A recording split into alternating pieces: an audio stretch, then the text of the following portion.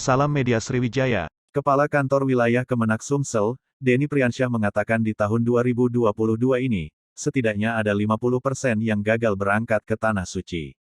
Hal ini dikarenakan Sumsel hanya kebagian 3.000-an kuota dari semula tahun 2020 yakni sebanyak 7.000-an kuota.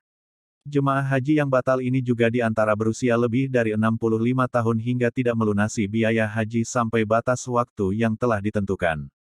Demikian dikatakan Denny Priyansyah, Selasa tanggal 21 Juni.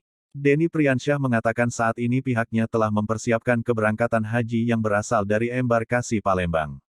Bahkan, pihaknya telah melakukan sterilisasi dan tidak ada kegiatan lain di asrama haji kecuali untuk kegiatan calon jemaah haji.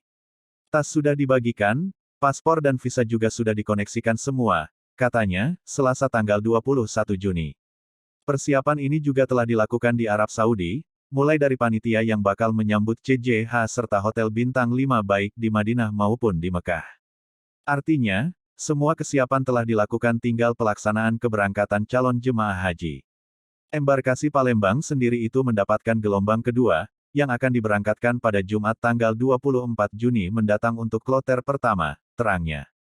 Vaksinasi pun telah dilakukan. Meski demikian, nantinya menjelang keberangkatan atau H-70 jam sebelum berangkat akan dilakukan tes PCR terlebih dahulu.